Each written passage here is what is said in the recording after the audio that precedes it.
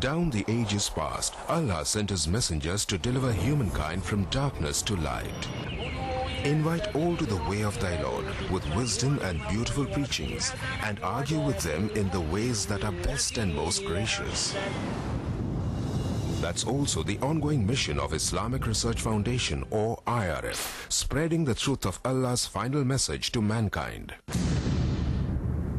Founded in 1991, IRF today offers some of the best services and facilities in the world for presenting an understanding of Islam in an objective and scientific way.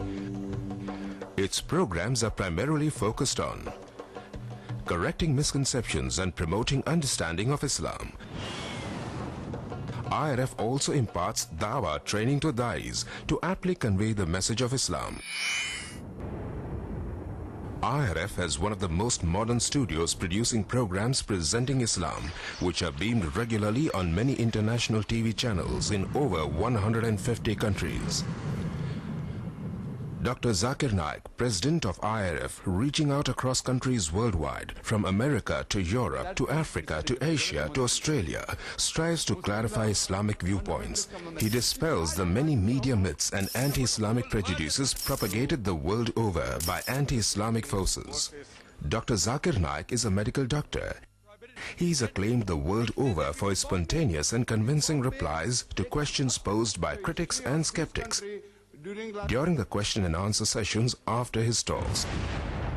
He is also renowned for his verbatim quotes with references from major religious scriptures of the world.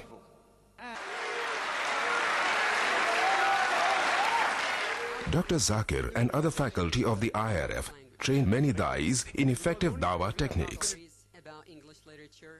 IRF's website provides free dawah training material for you to download and become an effective da'i yourself. Dr. Zakir Naik's talks are available on audio and video, cassettes, CDs and DVDs the world over. IRF today is creating a change in the hearts and minds of millions of Muslims and non-Muslims worldwide towards a proper understanding and respect for Islam. Have a question or doubt about Islam and its teachings? Now you know one of the best resource centers to get convincing answers from is Islamic Research Foundation, 5658 Tandil Street, North Dongri, Mumbai 400009, India. Phone 2373-6875. Fax 9122-2373-0689. Email islam@irf.net. For more information, log on to our website www.irf.net.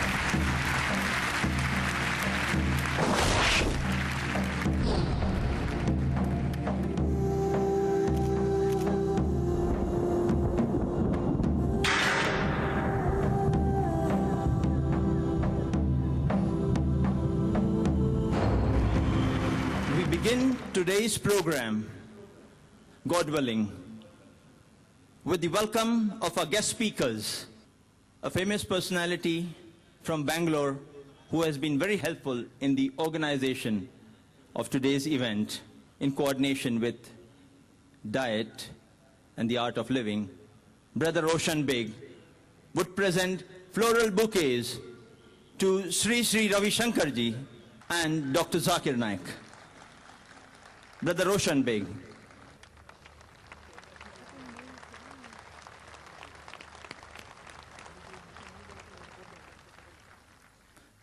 flower bouquet is being presented to Sri Sri Ravi Shankar and now to Dr. Zakir Naik.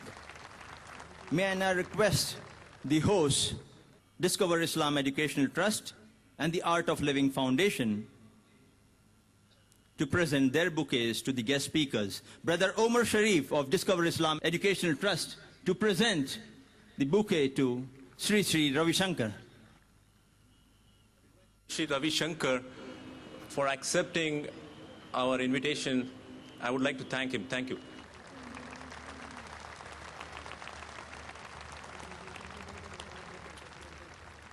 Brother Dinesh Gotke of the Art of Living to present a floral bouquet to Dr. Zakir Naik.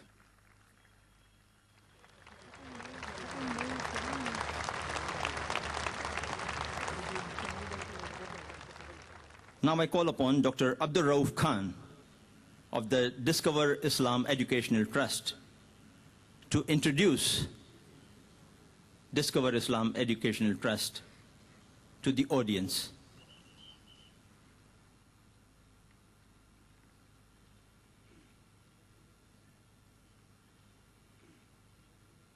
Alhamdulillah, wa salatu wa salam, ala Rasulullah, wa ala alihi wa sahbihi ajmain.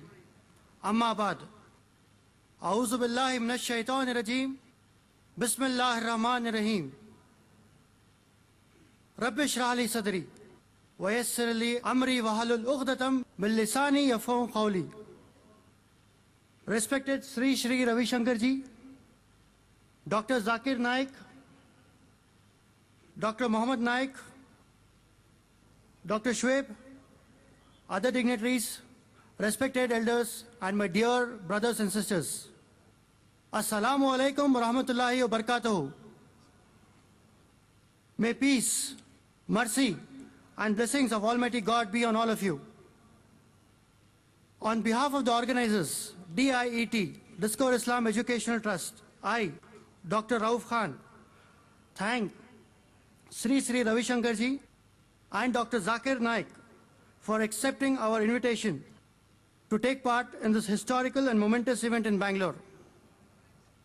I welcome all of you to this unique event, an interreligious dialogue on the topic, Concept of God in Hinduism and Islam, in the light of sacred scriptures. This dialogue is held in a spirit of friendship to understand each other's viewpoints.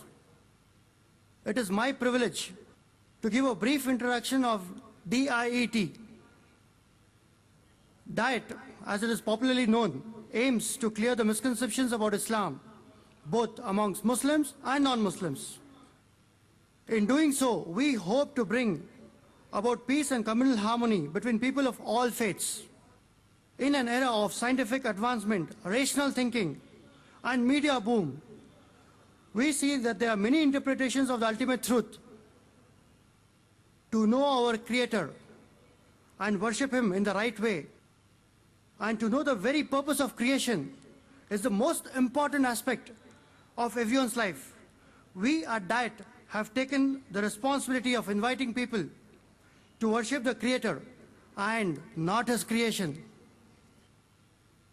We provide a platform for discussions, dialogues, lectures to understand each other, to enable us to perform our duty as being witnesses unto mankind, enjoining what is right and forbidding what is wrong. In our quest to clear misconceptions about Islam, we provide library facilities to people of all faiths.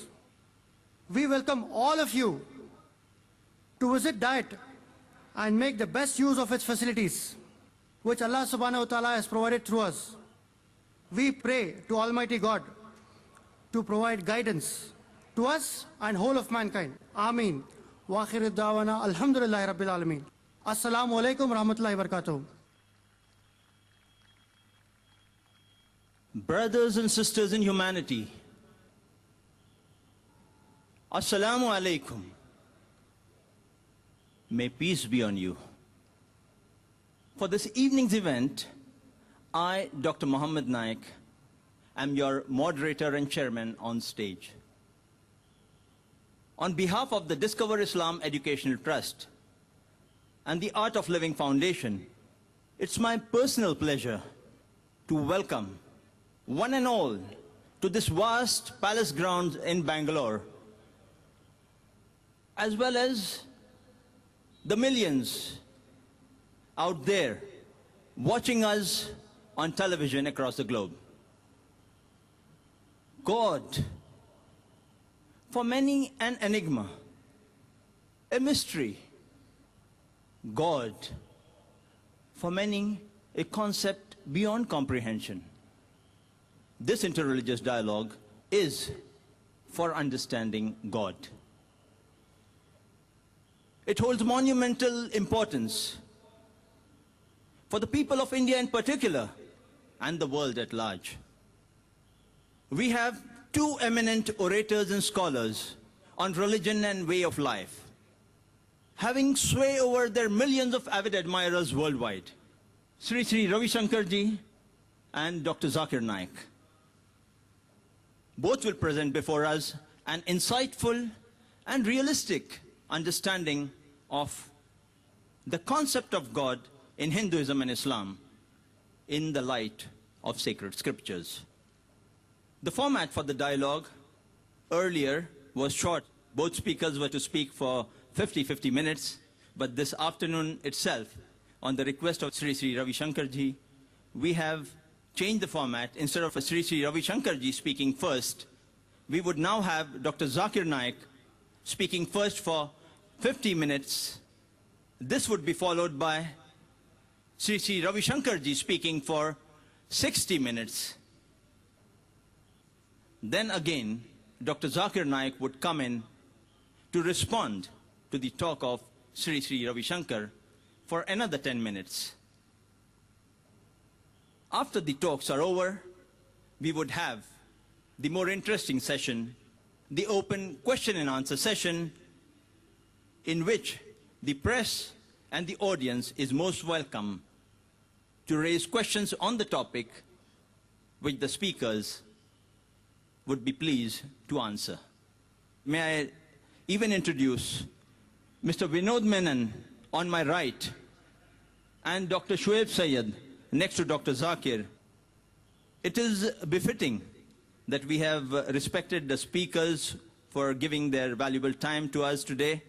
In the same vein, I take this opportunity for thanking Peace TV for making it possible for us today to have a live broadcast worldwide of this event. Peace TV, being new to many present here today, I consider it fitting that I briefly introduce it to you, as I have received their brochure. Peace TV considers itself a presenter of the solutions for humanity. It's a 24-hour spiritual edutainment international satellite TV channel. It telecasts free-to-air, state-of-the-art TV programs in English and Urdu. Backed by the best available media technology, creativity, research, program software, and operational management. Its quest is for promoting truth, justice, morality, harmony, and wisdom for the whole of humankind. The question before them was, which I asked, why this quest for peace? The response I got was, war for peace has become the unjust slogan of many tyrants and oppressors on this earth. True peace seems to elude humankind. Entertainment and corporate media does not provide the peace it proclaims. It has in reality made people more fearful, lustful, violent, and greedy. Escapism from faith in God, humane values, and good deeds is their mirage. Wise and sensible viewpoints on God, religion, and way of life are seldom covered in the mainstream media, whereas aberration by a few misled and senseless fanatics and extremists are highlighted. This was their purpose behind launching Peace TV. Now I call upon Dr. Shoaib Syed to introduce Dr. Zakir Naik, the first speaker.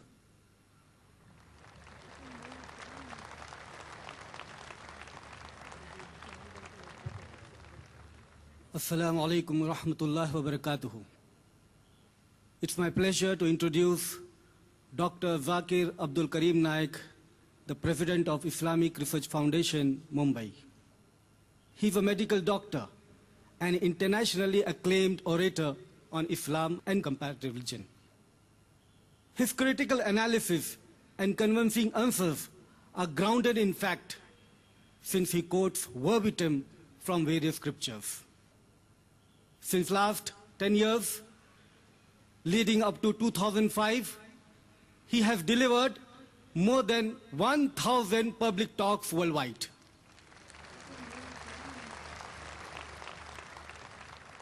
He appears regularly on many international channels in over 150 countries. His interviews appear in TV, radio, and in press. Last but not the least, he continues to author important books on Islam and comparative religion. Brothers and sisters, may I present before you Dr. Zakir Naik.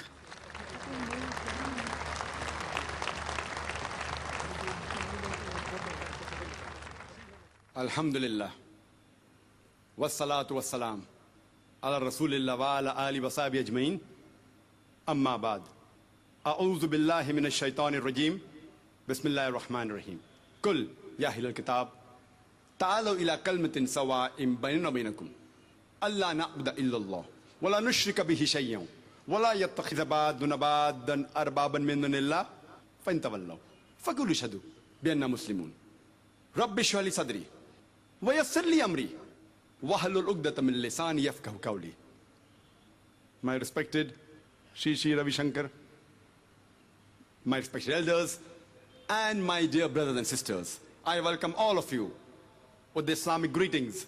Assalamu alaikum wa rahmatullahi wa barakatuhu. May peace, mercy, and blessings of Allah, Almighty God, be on all of you. The topic of this evening's interreligious dialogue is the concept of God in Hinduism and Islam in the light of the sacred scriptures. I started my talk by quoting a verse from the glorious Quran, from Surah Al-Imran, chapter number 3, verse number 64, which says, Kul ya ahlal kitab, say, O people of the book, Ta'alaw ila kalmatin sawa'im baynana wa baynakum. Come to common terms as us and you. Which is the first term?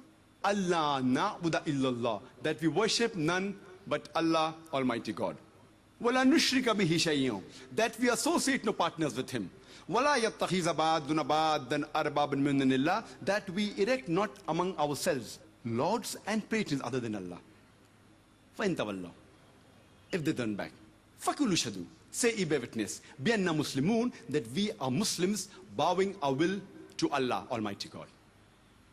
This verse of the glorious Quran, though it particularly speaks to the Ahle Kitab, the Jews and Christians, it is meant for all different types of people. It says, Ta'alaw ila kalmatin sawa'im baynana wa baynakum. Come to common terms as between us and you. Which is the first term? Allah na'budu illallah. That we worship none but God Almighty. وَلَا نُشْرِكَ بِهِ شَيْئًا. That we associate no partners with Him. It is not appropriate to try and understand any religion or to try and understand the concept of God in any religion by observing the followers of that religion. Because many a times the followers of that religion, they themselves may not be aware about the religion or the concept of God in the religion.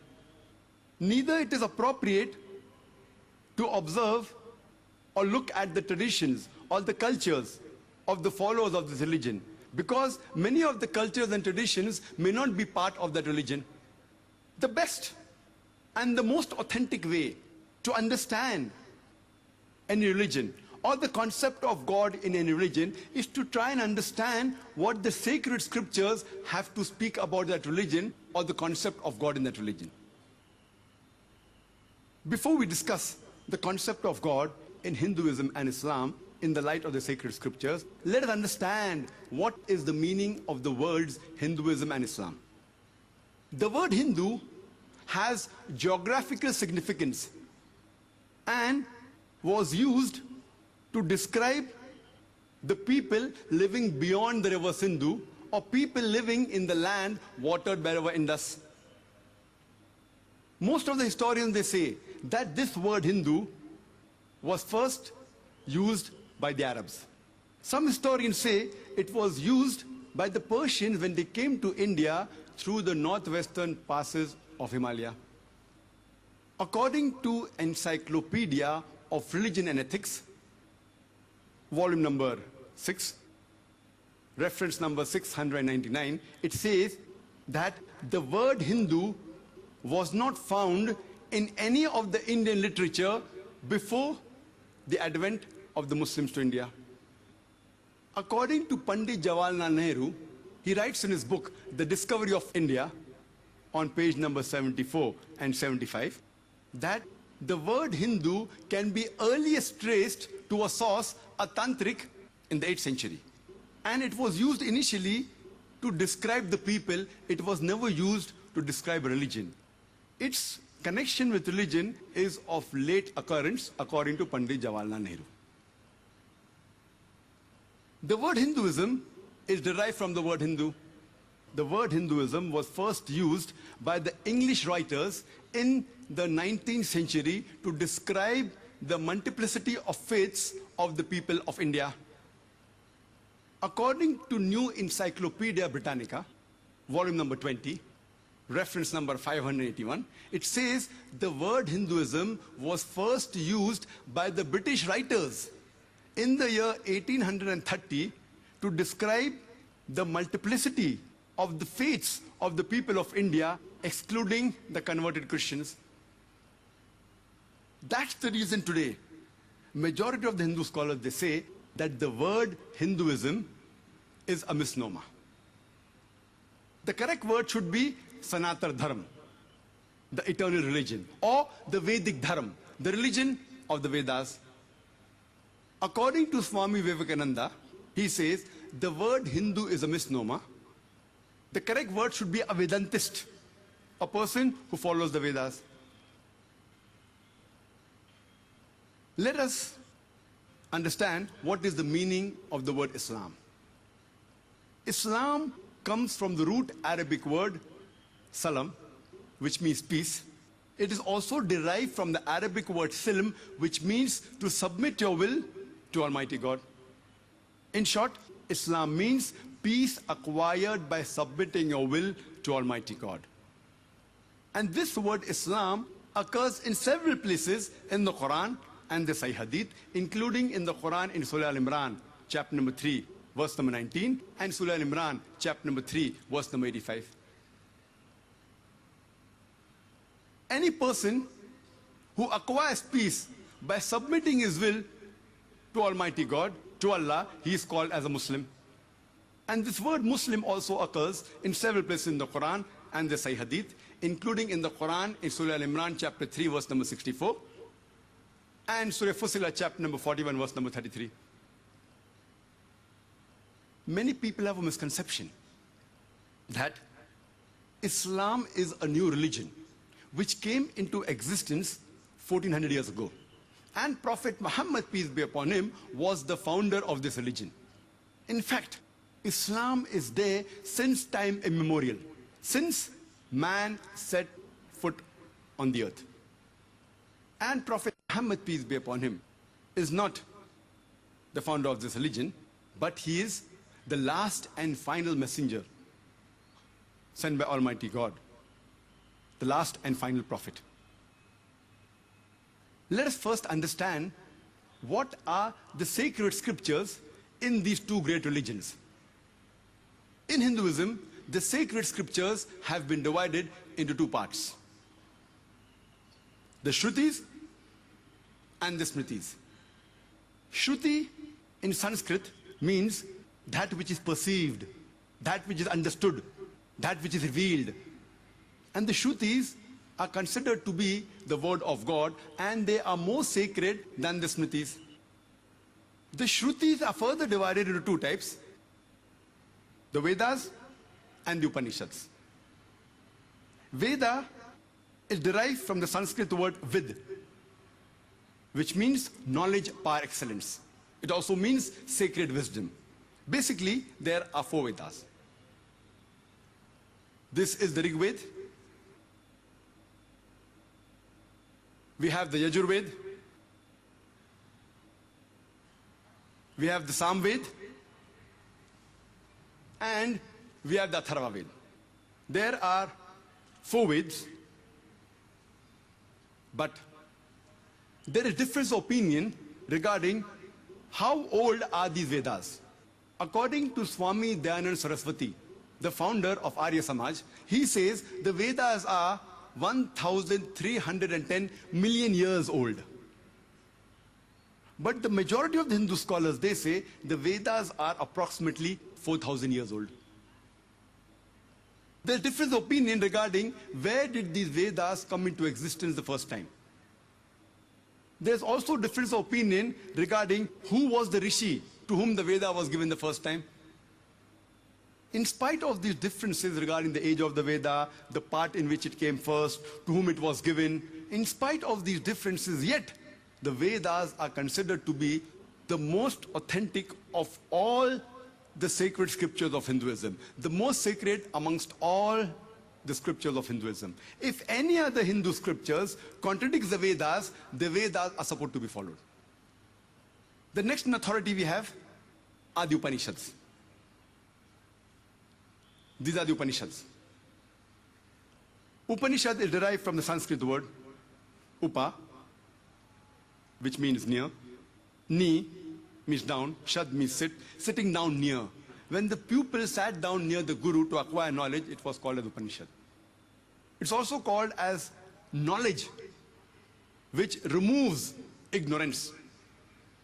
There are more than 200 Upanishads, but the Indian culture puts the figure of 108. And people have picked up and compiled Upanishads known as principal Upanishads.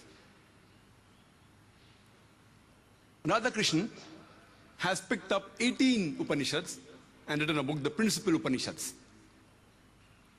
Next type of the Hindu scriptures we have are the Smritis. The word Smriti means to remember. It means memory. Smritis are less sacred than the Shrutis. They are not the word of Almighty God, and they have been written by rishis and by human beings. They contain the creation of the universe, how a lifestyle should be led by an individual, on an individual level, on a community level, on a society level. They're also referred as the Dharma Shastra. There are various types of Smritis. We have the Puranas. Puranas means ancient. Maharishi Vyas, he has compiled the Puranas into 18 voluminous parts.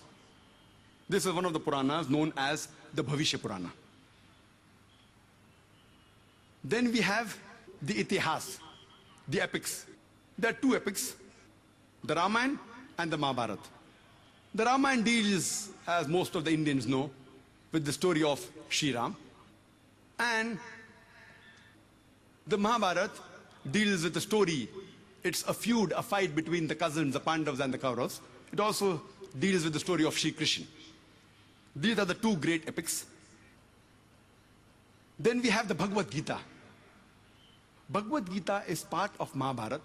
It is 18 chapters of Mahabharata from the Bhishma Parva, chapter number 25 to chapter number 42. It is an advice given by Shri Krishna to Arjun in the battlefield. It is the most popular and most widely read sacred scripture amongst all the Hindu scriptures. Then we have the Manusmriti and various others. This was in brief regarding the sacred scriptures of Hinduism. But the most sacred, most authentic amongst all the scriptures is the Veda. If anything contradicts the Vedas, we have to follow the Vedas. Let's discuss the sacred scriptures of Islam. The most sacred amongst all the Islamic scriptures, it is the glorious Quran. The glorious Quran is the last and final revelation of Allah, Almighty God, which was revealed to the last and final messenger, Prophet Muhammad, peace be upon him. The Quran says in Surah Ra'd, chapter number 13, verse number 38, وَلِكُلِّ أَجْلٍ كِتَابٍ. In every age have we sent a revelation. There are several revelations of Almighty God sent on the face of the earth. By name, 4 are mentioned in the Quran: the Torah, the Zabur, the Injil, and the Quran. But there are various others like Sufa Ibrahim. But all the scriptures that came, all the revelations that were sent by Almighty God before the last and final revelation, the glorious Quran, they were only meant for a particular group of people. And the message which they preached was supposed to be followed only till a particular time period. But because Quran is the last and final revelation of Almighty God, it was not sent only for the Muslims or only for the Arabs, it was sent for the whole of humanity. Allah says in the Quran, in Surah Ibrahim, chapter number 14, verse number 1, Alif Lam Ra.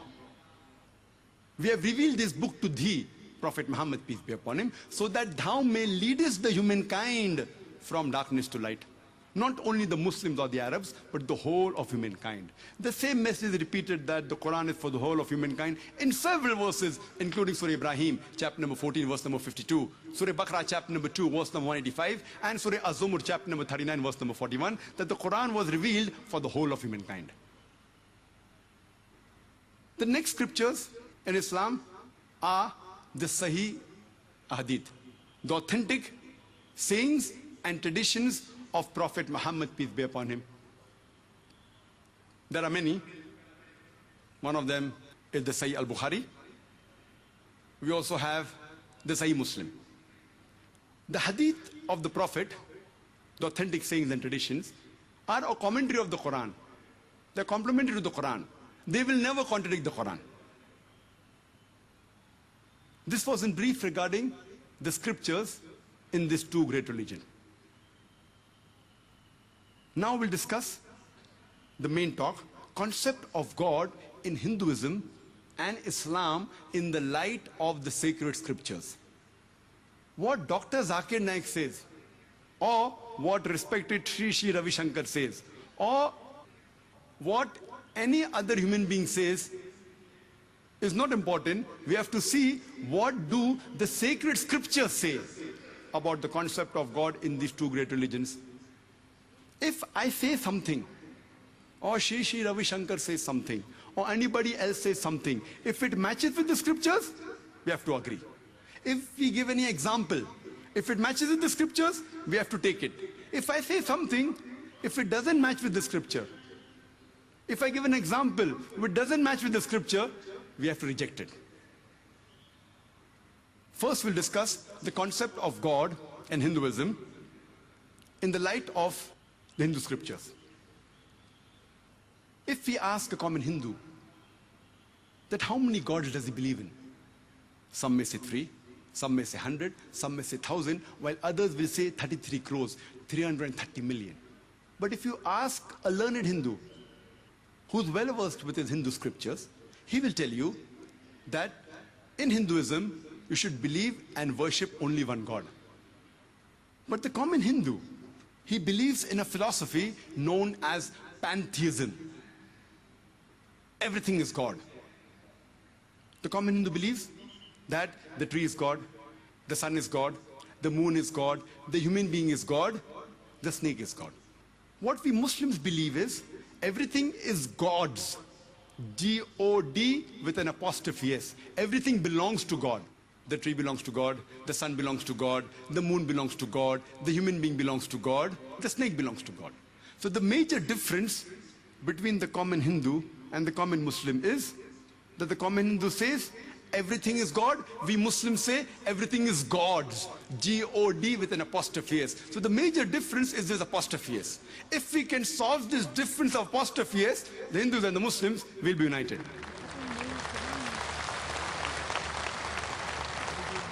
How do you do it? As the Quran says, "Ta'alaw ila kalmatin sawa'in bainana wa bainakum." Come to common terms as between us and you. Which is the first term? Allah na'budu illallah. That we worship none but Almighty God. Let us try and understand what do the sacred scriptures of Hinduism have to speak about Almighty God. It's mentioned in the Chandogya Upanishad, chapter number 6, section number 2, verse number 1. Ekam evidityam. God is only one without a second.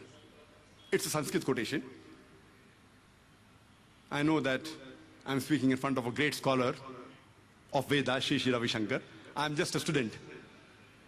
So if my Sanskrit pronunciation is a bit poor, I would like to apologize. He's a great scholar of the Veda. I'm just a student of Islam and comparative religion, as well as student of the Hindu scriptures and the Vedas. It's mentioned in Shvetashvatara Upanishad, chapter number 6, verse number 9. Nachasya kasij, janita na chadipa, which means of him, of Almighty God, there are no parents. He has got no Lord. Almighty God has got no father. He has got no mother. He has got no superior. It's mentioned in the Shvetashvatara Upanishad, chapter number 4, verse number 19. Na tasya pratima asti. Of that God, there is no pratima, there is no likeness, there is no image, there is no picture, there is no photograph, there is no sculpture, there is no statue.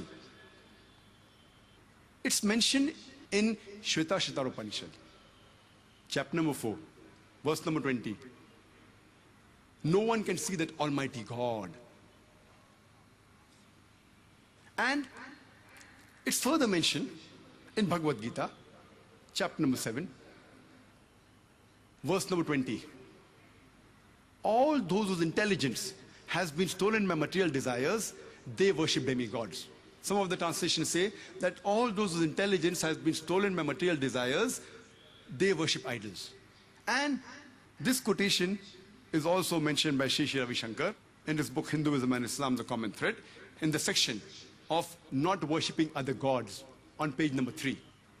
He gives the quotation but does not give the reference. The reference is Bhagavad Gita, chapter number 7, verse number 20.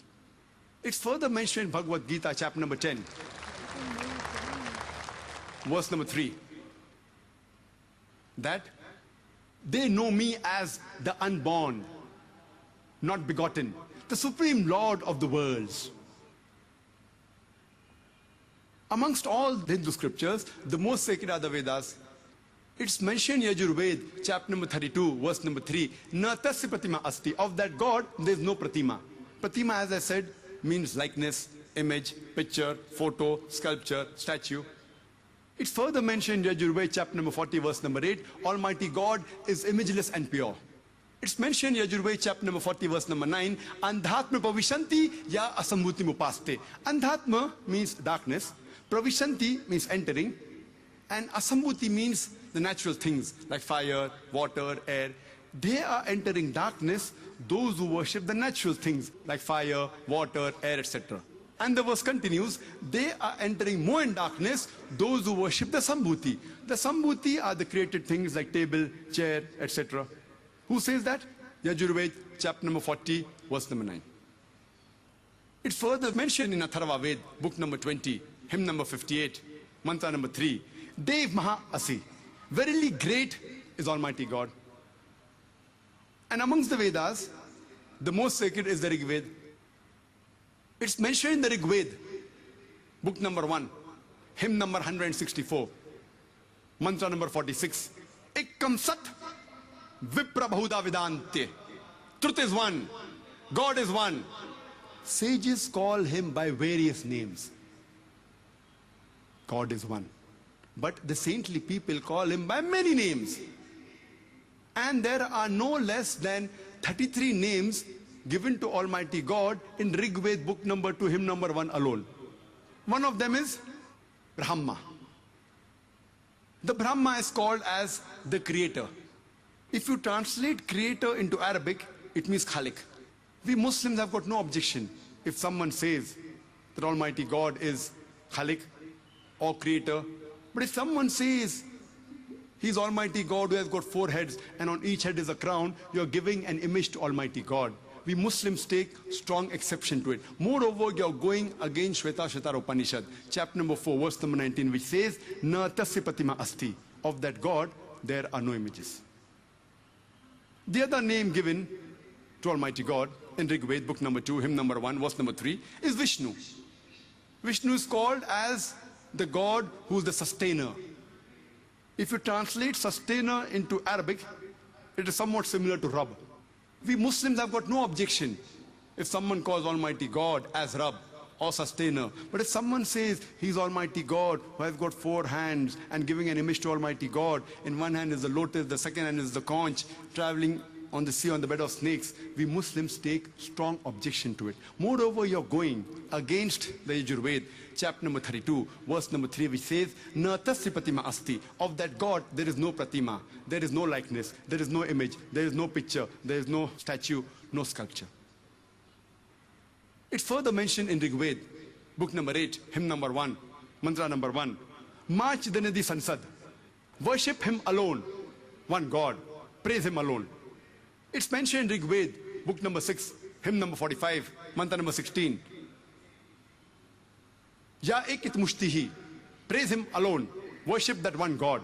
And the Brahma Sutra of Hinduism is Ekam Braham Dyotya Naste. Nehna naste kinchan. Bhagwan ek hi hai, dusra nahi hai. Nahi hai, nahi hai, zara bhi nahi hai. There is only one God, not a second one. Not at all, not at all, not in the least bit. So if you read the Hindu scriptures, you shall understand the concept of God in Hinduism in the light of the sacred scriptures. Let's try and understand the concept of God in Islam. The best reply anyone can give you from the scriptures is, quote to you Surah Ikhlas, chapter number 112, verse number 1 to 4, which says, Kul huwallahu ahad. Say he's Allah one and only. Allahu samad. Allah the absolute and eternal. Lam yalid, walam yulad. He begets not, nor is begotten. Walam yakul lahu kuffan ahad. There is nothing like him. This is a 4-line definition of Allah subhanahu wa ta'ala, of Almighty God, given in the Quran. If any person says so and so candidate is God, if that candidate fits in this 4-line definition, we Muslims have got no objection in accepting that candidate as God. The first is, Kul huwallahu ahad. Say he's Allah one and only. Ekam evidityam. God is only one, without a second. Chandogya Upanishad, chapter number 6, section number 2, verse number 1. The second is, Allahu Samad. Allah, the absolute and eternal. Same as Bhagavad Gita, chapter number 10, verse number 3. They know me as the unborn, not begotten, without a beginning, the supreme Lord of the worlds. The third test is, Lam yalid walam yulad. He begets not, nor is he begotten. Same as Shvetashvatara Upanishad, chapter number 6, verse number 9. Nacha sikasij, janita nachadipa. Of him there are no parents, no lords. Almighty God has got no mother, he has got no father, he has got no superior.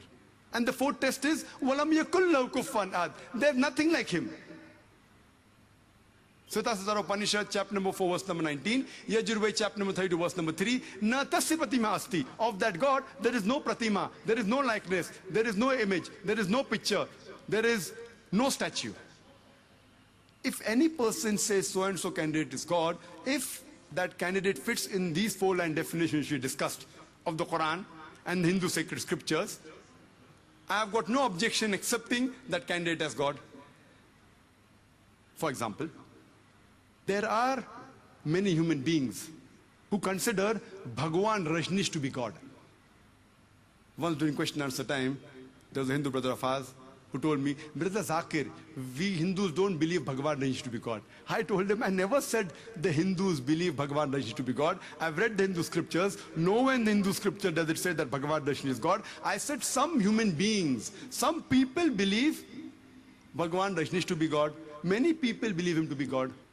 Let's put this Bhagwan Rajneesh to the test of Surah Ikhlas and the test of the Hindu sacred scriptures. Number 1, Kul huwallahu ahad. Say he's Allah one and only. Ekam evidityam. God is only one without a second. Was Rajneesh only one? Was he the only human being who has claimed to be God? There are many who have claimed, especially in this country of ours, thousands of men have claimed to be God. He's not the only one.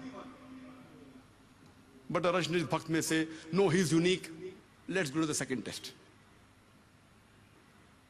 Allahu Samad. Allah, the absolute and eternal. When we read the autobiography of Rajneesh, we find mention there that Rajneesh was suffering from asthma, from chronic backache, from diabetes mellitus. Imagine Almighty God suffering from chronic backache, asthma, diabetes mellitus.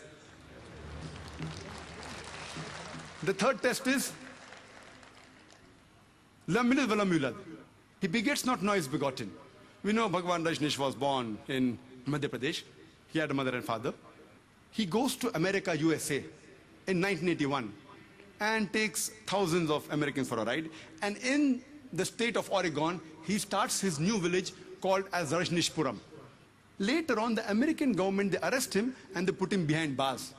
And Rajneesh alleges that American government gave me slow poisoning. Imagine Almighty God being slow poisoned. And in the year 1985, the American government removes him from the country, kicks him out. He comes back to India and goes back to the city of Pune, to his center, which is today called as Osho Commune.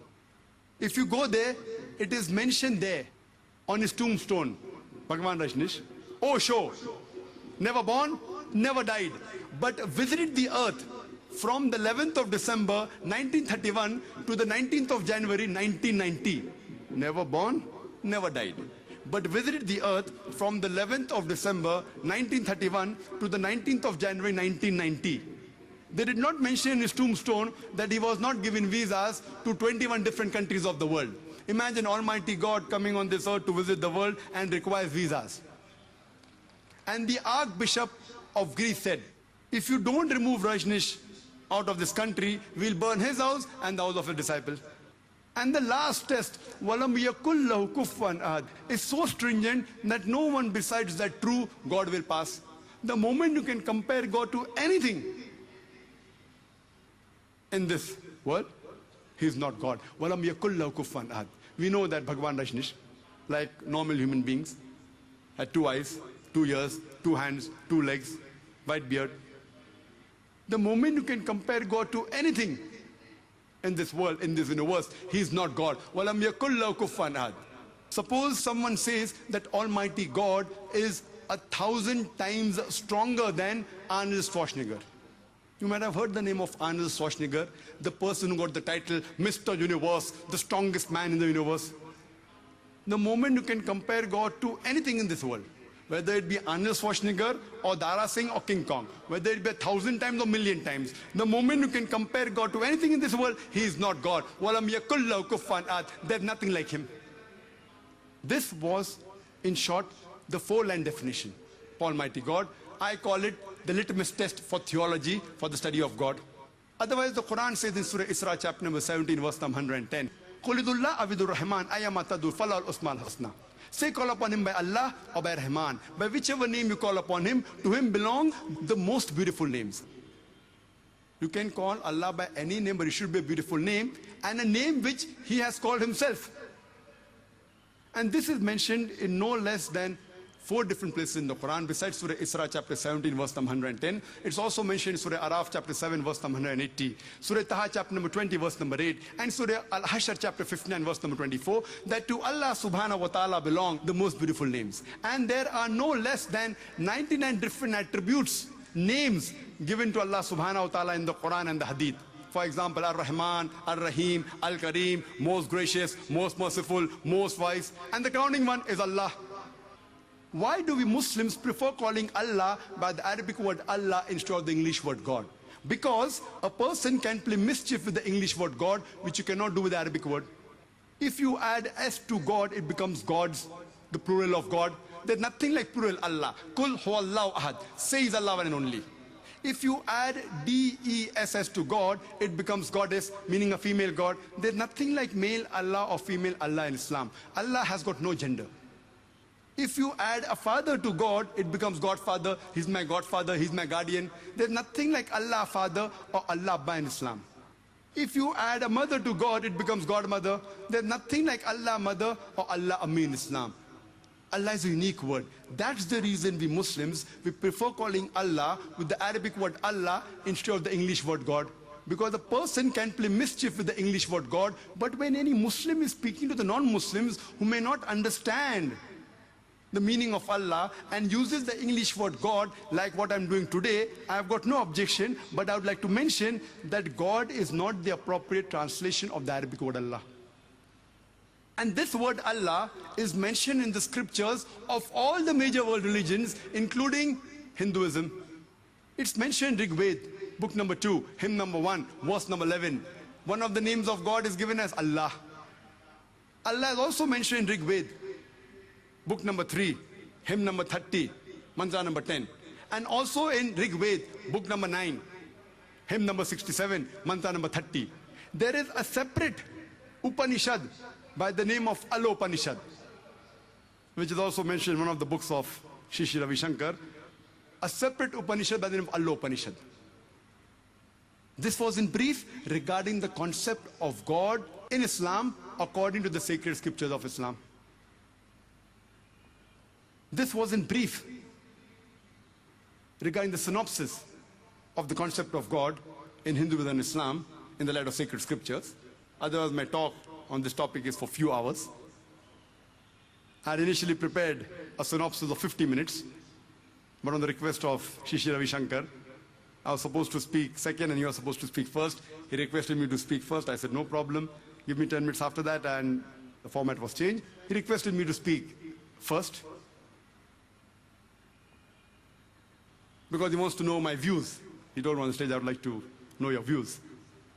So it's obligatory on me, since it's a dialogue, that I give my views regarding whatever little bit I've read of Sri Sri Ravi Shankar. Many things what he says, I agree with him totally. Many things I disagree. While I give my views on the comments of Sri Sri Ravi Shankar on this topic, especially talking about the concept of God in Islam and Hinduism, I may differ.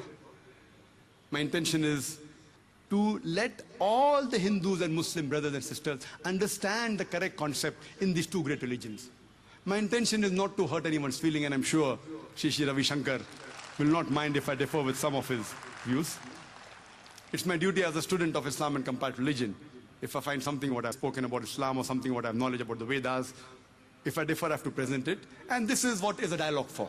But the main purpose is to understand and let the followers of these two great religions come together like what we have done today. Imagine, it's a historic event. Tens of thousands of people here.